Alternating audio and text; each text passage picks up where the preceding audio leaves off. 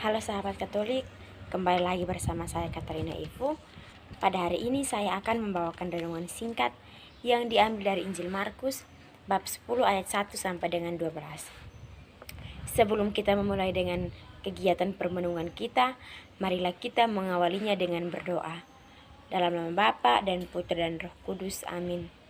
Terima kasih Tuhan karena Engkau masih menyertai kami dari tadi malam hingga pada pagi hari ini dengan selamat. Sekarang kami ingin mendengarkan firman-Mu.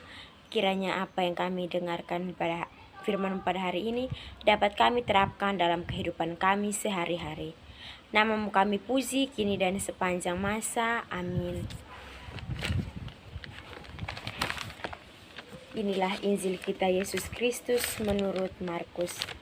Dimuliakanlah Tuhan.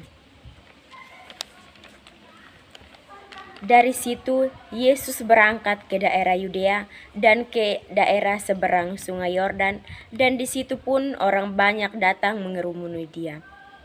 Dan seperti biasa Ia mengajar mereka pula. Maka datanglah orang-orang Farisi, dan untuk mencoba Yesus mereka bertanya kepadanya, apakah seorang suami diperbolehkan menceraikan istrinya? Tetapi jawabnya kepada mereka, apa perintah Musa kepada kamu?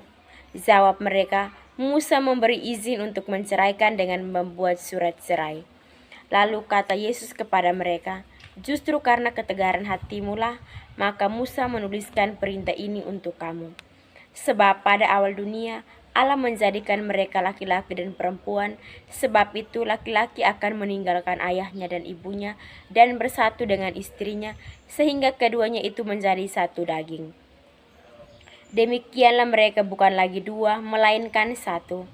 Karena itu, apa yang telah dipersatukan Allah tidak boleh diceraikan manusia.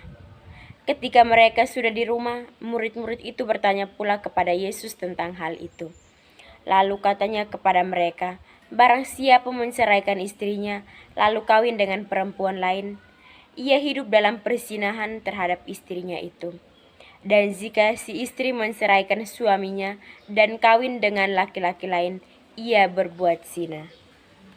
Demikianlah sabda Tuhan, terpujilah Kristus. Saudara-saudari yang terkasih dalam Kristus, kadang-kadang kita terdorong untuk membeli suatu barang, bukan karena kebutuhan, melainkan karena tergiur oleh diskonnya. Setelah berhasil kita membeli barang berdiskon, lalu dengan bangga kita bercerita kemana-mana karena mendapat barang murah. Akhirnya teman kita yang mendengar hal itu buru-buru juga berbelanja barang yang kita ceritakan meski tidak butuh karena ikut tergiur dengan diskon yang diberikan.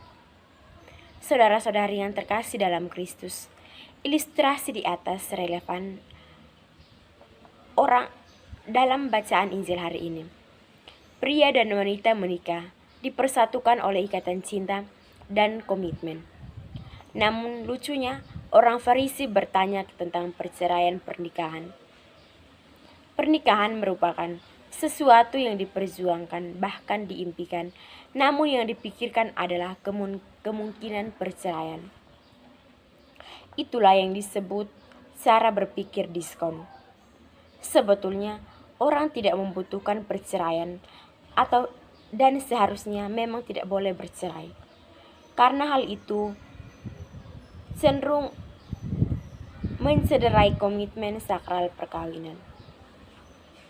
Saudara-saudari yang terkasih dalam Kristus, kerap kali kita berpikir kalau memang ada diskon, kenapa tidak diambil?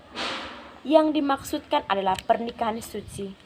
Jangan dilukai, apalagi dihancurkan oleh kemungkinan atau diskon adanya perceraian. Saudara-saudari yang terkasih dalam Kristus, yang diharapkan adalah kejujuran supaya tidak bersungut-sungut dan saling menyalahkan.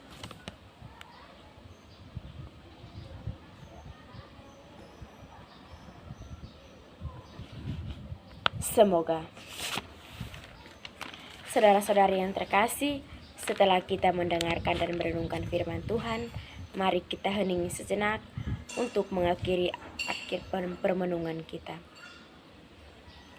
Tuhan, Semoga keluarga-keluarga yang telah dipersatukan lewat perkawinan suci tetap hidup dalam cinta dan kerukunan untuk mencapai kesejahteraan bersama.